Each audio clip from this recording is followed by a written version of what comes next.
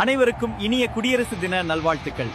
மௌலானா அபுல் கலாம் ஆசாத் பற்றிய இந்த வீடியோவை பார்த்து மகிழுங்கள்.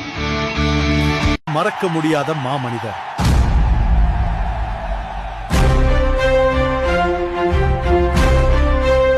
இன்னைக்கு நாம பெருமையா சொல்லிக்கிற ஐஐடி, யுஜிசி இதெல்லாம் உருவாக காரணம் யாருன்னு உங்களுக்கு தெரியுமா?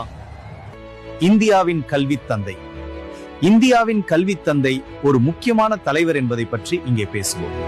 மௌலானா அபுல் கலாம் ஆசாத் அவர்களின் சுருக்கமான ஆனால் முக்கியமான வரலாறு இதோ. ஹாய் கைஸ், நான் தான் உங்க ஆம்பூர் கலிமுல்லா.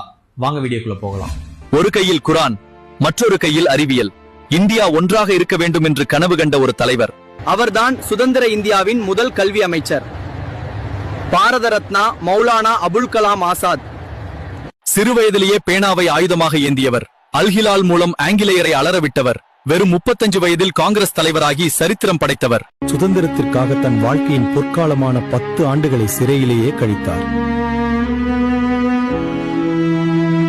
சிறையில் இருந்தபோதே தன் அன்பு மனைவியை இழந்தார்.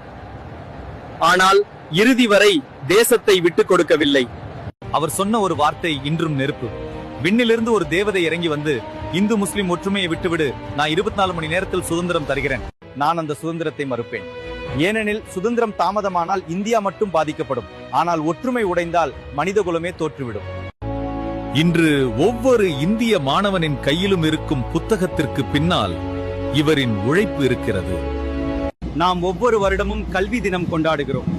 இவர் பிறந்த நாளை நாம் தேசிய கல்வி தினமாக கொண்டாடுகிறோம். கல்வி கண் திறந்த இந்த மாமனிதரை மறக்காமல் இருப்போம். ஜெய் ஹிந்த். உடல் மறைந்தாலும் அவர் விதைத்த கனவுகள் நம் ஒவ்வொருவரின் மனதிலும் வாழ்ந்து கொண்டிருக்கிறது. அனைவருக்கும் இனிய குடியரசு தின வாழ்த்துகள்.